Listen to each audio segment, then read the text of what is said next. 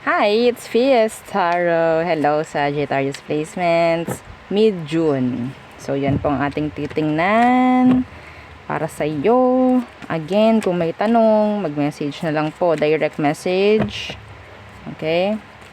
So, private readings and charms. Kung may mga tanong kayo dyan, mag-private message po. Wag po sa comment section. So, Sagittarius, anong meron? Mid-June. Anong meron? Anong parating ngayong mid-June para sa mga Sagittarius placements? Uy. Wheel of Fortune agad-agad. Unang bagsakan. Okay. Good energy. High frequency.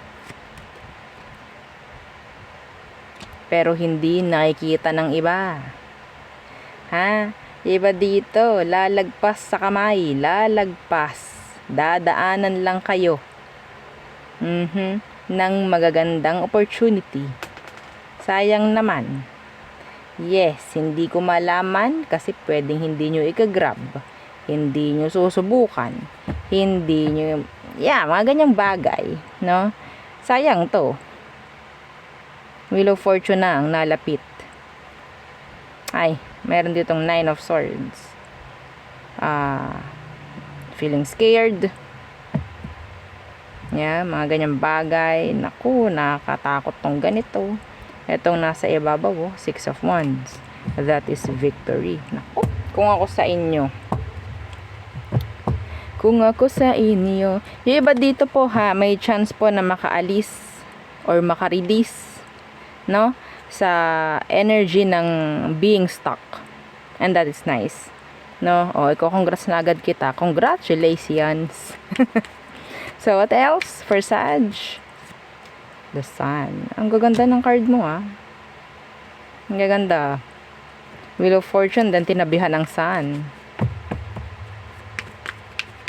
Nice. Yung mga nasa baba talaga, ito yung mga sabihin nating blockages mo. May mga magandang mangyayari ngayong mid-June sa'yo, Sagittarius. Huwag nung palagpasin to. Sayang to. Sayang. Pangkalahatan, love man yan, career, pera, health. Huwag nung palagpasin to. Huwag niyong bigyan ng limitasyon yung sarili niyo pagdating dito. Huwag niyong pagbawalan ang sarili niyo. The 8 of Pentacles in reversed. And the 9 of Cups. Wish fulfillment. Yung iba po dito masasabi ko na lang talaga. May magandang mangyayari kahit walang masyadong effort. Yung iba dito, sabihin ko na, may chance manalo, no? Kung kayo talagang tumataya, may chance mananalo. Okay? Yes. Hindi man masyadong nag-effort, hindi man masyadong tumarbaho, hindi man ganun kabigat, pero ang ganda ang ganda. Oo. Ganun yung nakikita kong energy. So maihalin tulad ko sa pagtama, no? Oo. Hindi sa pader. Pagtama sa mga tinatayaan nyo. Sinong mahilig dyan, tumaya? May chance. Mid-June. Mid-June. Okay? Bibigay, Eto senyales. Yung ikaw itong araw-araw, tapos isang araw, parang pinipigilan ka or parang may mga hadlang. Ay, hindi ako makakapunta ngayon sa aking binibilihan ng card or ng ticket. Kasi may ganito, gawan mo ng paraan. Gawan mo ng paraan. At si madam tinuturuan. Hindi ako nga, hindi ako nataya sa ganyan Hindi. And again, sa mga nakakabisit na nagtatanong, anong tatama? Wala pong energy ang numero. Paano po yun makikita? Oo, wala pong energy ang numero. Okay? So, sana matahimik kayo, ha? Kayo nagtatanong, wala pong energy. Okay po. So, again, sa mga talagang naging consistent, no? Sa mga pag ganyan-ganyan, pag taya-taya yung mga ganyan, merong mga tatama dito. May mga mananalo. Claim it. Claim it. Ngayong mid-June. Ngayon pong mid-June. Yes, walang masyadong effort to. Magkakapera po yung iba sa inyo ng hindi masyadong mag-u-effort. Yes, hindi masyadong mag-u-effort. May masasagot na mga dasal, may masasagot na mga minamanifest, may mga magmamanifest something this mid-June. Specific lang po yung sinasabi ko kanina, ha? Okay?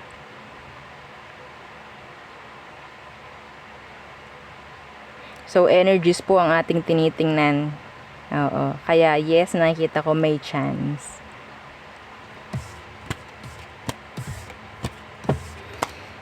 Ganda. Baka naman. Baka naman, ha? Oo. So, ganda. Diba? Iba yung ngiti ko.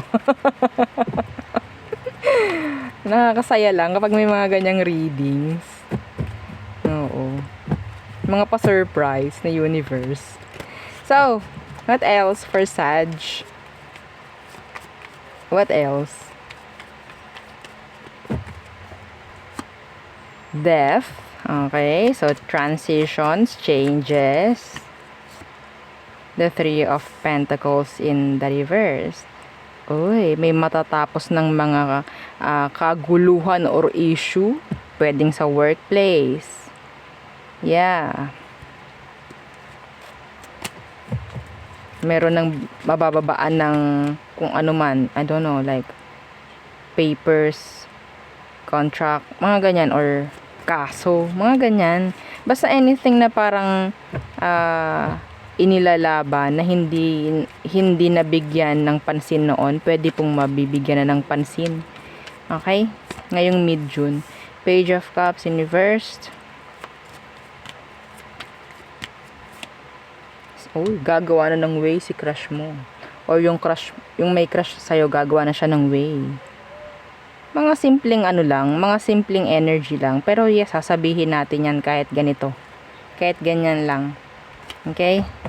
Hindi na sila mag-aaksaya ng panahon na magpa-cute or magparamdam lang. Gagawa na sila ng action towards you. Okay, what else for you, Sag? Four of Cups in reversed.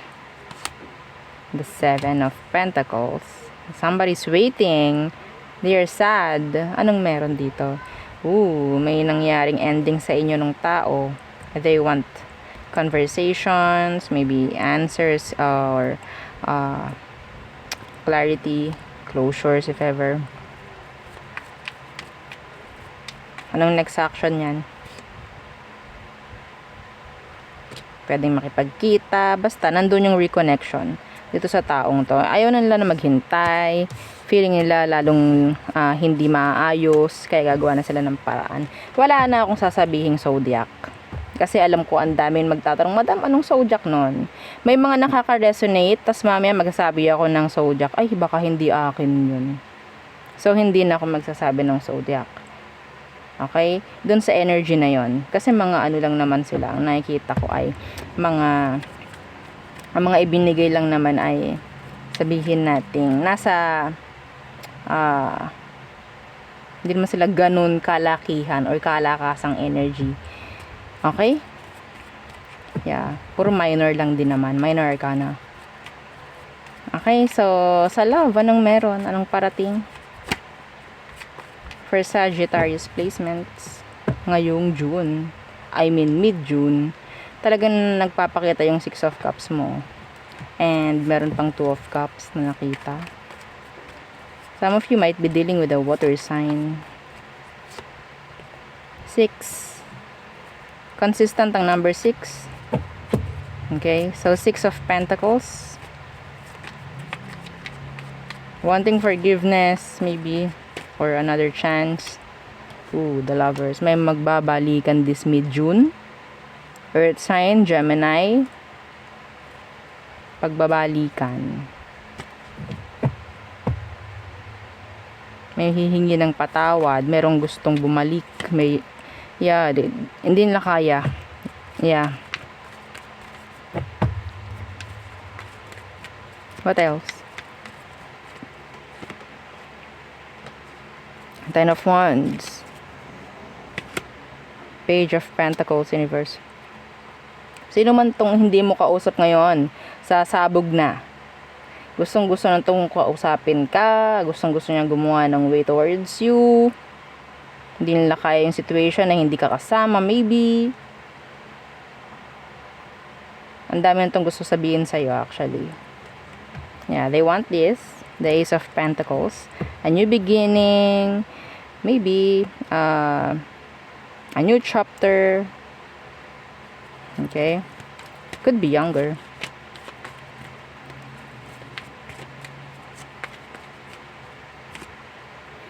Yeah. Putting effort. Having plans.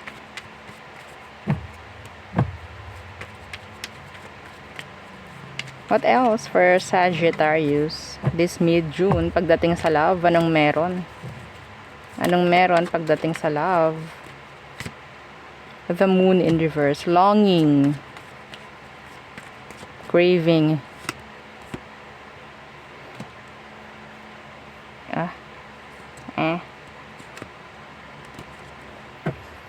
Sino dito yung parang talaga namang atat na atat magkarelasyon? Meron ako nakikita dito short-term connection na darating this mid-June with a, sabihin nating Pisces or maybe a fellow Sagittarius. Okay? Meron pong darating. May magpapahabol. May hahabol. Some of you may chance ng isang one night stand or a makeup sex.